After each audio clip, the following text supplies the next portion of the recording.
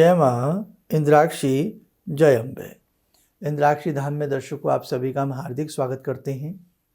आज के दिन जिन जातकों का जन्मदिवस है, मैरिज एनिवर्सरी है, उन सभी को हमारी तरफ से बहुत बहुत शुभकामनाएं। छोटा सा कार्यक्रम है, ध्यान से सुनिएगा। मंत्र ध्वनि का चमत्कार।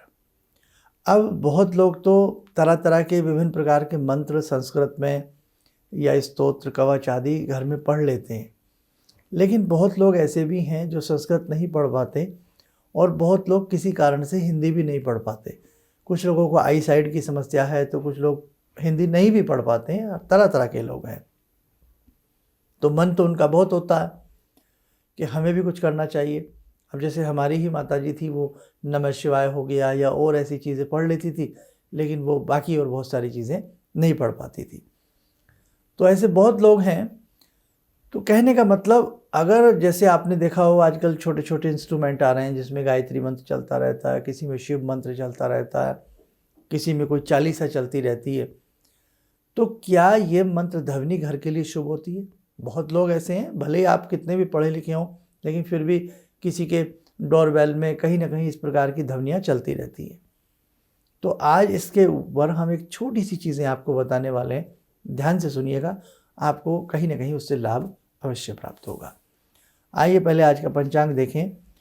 21 नवंबर सन 2022, दिन सोमवार, मार्गशीर्ष का महीना, कृष्ण पक्ष, संवत 2079। तिथि आज प्रदोष का व्रत भी है, द्वादशी है। नक्षत्र चित्रा, राहु काल 7:30 से 9, दिशा सूल पूर्व दिशा। जिन्हें बहुत फुर्सत नहीं मिलती कि हम पूजा पाठ अच्छे से नहीं कर पाते हैं, तो जो भी आपका अपना इष्ट मंत्र हो, गुरु मंत्र हो, चाहे आपकी अपनी ही आवाज़ में आप उसको एक बार रिकॉर्ड कर लें। सुबह और शाम उस मंत्र को अपने घर में चलाएं, मंद मंद स्वर में, मीठे स्वर में वो चलता रहे। उस मंत्र की वाइब्रेशन आपकी भक्ति में 4 चांद लगाएगी। ध्यान रखना, सुबह शाम बहुत लोग तो दिन भर ही उनके घर में गुंजन होता रहता है, लेकिन जब सुबह दिन उगता है और जब दिन भिड़ता है, छिपता है, संधि के समय में, उस समय में आप अगर किसी भी मंत्र की ध्वनि को चलाते हैं, सुनते हैं, तो उसका आपके मेरुदंड के ऊपर, षटचक्रों के ऊपर बहुत अच्छा असर पड़ता है। आपके घर की वास्तु के ऊपर बहुत अच्छा असर पड़ता है। तो आप वैसे भी सुबह और शाम के समय, जब दिन संधि आती है, दो संधियों को एक में आती हैं, तो उस वक्त में आप कोई भी मंत्र हुआ या कोई चालीसा हुई, आपको ज़रूर उसको सुनना चाहिए। और यदि आप भले ही कामकाजी महिलाएं हैं या किसी भी काम में हैं, हल्का हल्का उन मंत्रों का गुंजन, चालीसा का गुंजन आपके घर में चल रहा है, तो ये शुद्ध होता है। कई लोगों ने हमसे पूछा भी है कि शर्मा जी, हम शाम के समय में जो भी हम छोटा सा इंस्ट्रूमेंट लाए हैं, उसे हम घर में वो मंत्र लगा सकते हैं, उसका कोई दोष तो नहीं है? किसी भी तरह का कोई दोष नहीं है। किसी भी समय आप किसी भी मंत्र की ध्वनि को घर में गुंजारित कर सकते हैं, लेकिन संधि के समय, सुबह या शाम के समय करेंगे, उसका आपके घर के ऊपर अच्छा प्रभाव आता है। एक होती है खाली शंख की ध्वनि। आजकल तो इंटरनेट पर सारी चीज़ें उपलब्ध हो जाती हैं। सुंदर से तरीके से शंख की ध्वनि अगर आपके पास है, तो सुबह और शाम आप अपने घर में शंख की ध्वनि करें। और यदि आप शंख स्वयं बजा सकते हैं तो बहुत अच्छी बात है। शंख की ध्वनि से जो कंपन उत्पन्न होता है, जो तरंग उत्पन्न होती है, वो विषाक्त कीटाणुओं को नष्ट करती है और घर के अंदर जितनी भी नकारात्मक ऊर्जा होती है, उसको वो दूर करने में सक्षम होती है। तो इसीलिए शंख घर में बजना चाहिए। अब आज बहुत लोग शर्म की वजह से, मेरा पड़ोसी क्या कहेगा, मेरे वो क्या, अरे भैया, पड़ोसी क्या सारी चीज़ें आपसे पूछ करके करते हैं? बताइए। तो शंख बजाना हमारे सत्य सनातन संस्कृति में तो बहुत शुभ माना गया है। हमारे जितने भी पूजा पाठ के कार्य होते हैं, उनमें शंख की ध्वनि बहुत अच्छी मानी जाती है। मंगल कार्यों में शंख की ध्वनि अच्छी मानी जाती है।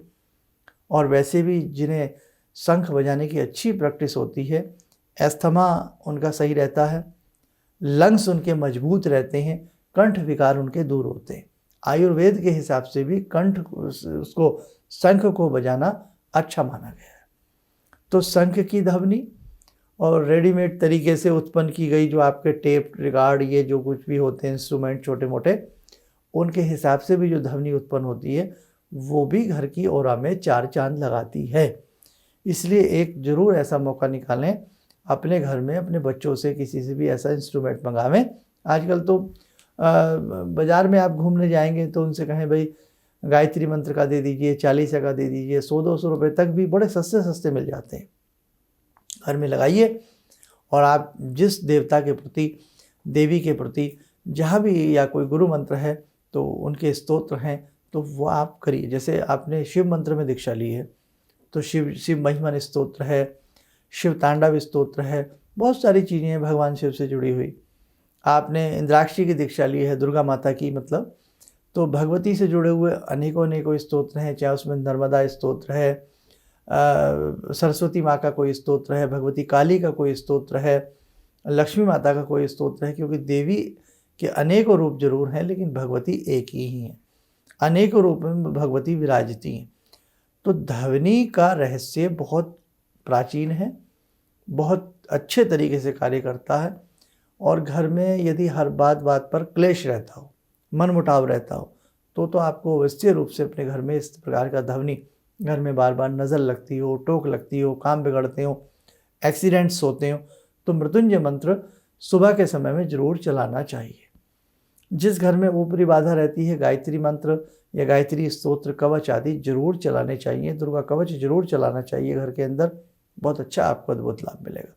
तो एक ये ऐसा उपाय है कि आप अपना काम भी करते रहेंगे और आपके घर में एक शुद्ध रूप से एक शुद्ध ध्वनि, एक सौम्य वातावरण उत्पन्न करती रहेगी।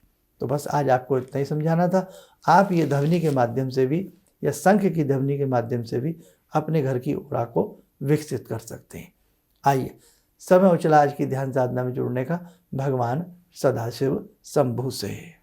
ओम आत्मा त्वं गिरिजामति सहचरा प्राणा शरीरं गृहं पूजा ते विषयोपभोग रचना निद्रा समाधिस्थिते संचारा पदयो प्रदक्षिण विदेः श्रोत्राणि सर्वागिरो यद्यात् कर्म करोमि तद्दखिलं शम्भोस्तवाराधनम् चन्द्रोद्भासित शेखरे स्मर हरे गंगाधरे शंकरे सर्पे भूषित कंठ कर्ण विवरे नेत्रोत्तवे स्वानरे दन्ते त्वकृत सुंदरां वरदरे त्रैलोक्यसारे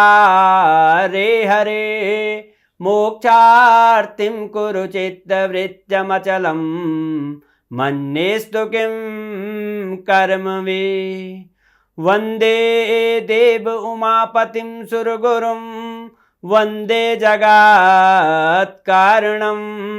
वन्दे पन्नगभूषणं मृगधरं वन्दे पशूनां पतिं वन्दे सूर्यशशाङ्कवह्निनयनां वन्दे मुकुन्दप्रियं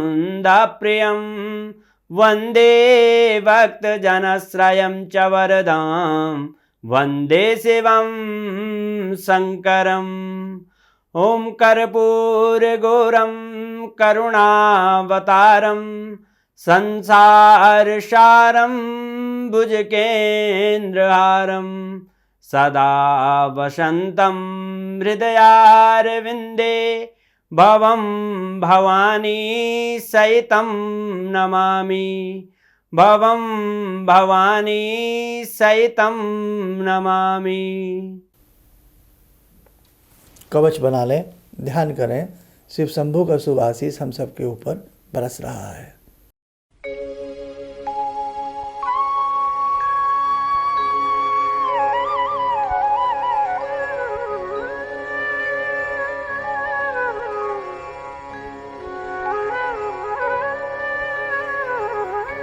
ओम बोलते हुए नेत्र खोलें, सामान्य हो जाए। देखो साधकों, जैसे कि हमने एक बात रखी है कि जितने भी संस्थान से दीक्षित साधक हैं, अब आप बहुत दूर दूर रहते हैं, आप आना बड़ा मुश्किल हो जाएगा, लेकिन फिर भी हम प्रयास करेंगे कि एक ऐसा दिन फिक्स किया जाए कि जिसमें हमारे साधक साधिकाएं इकट्ठे हो सकें।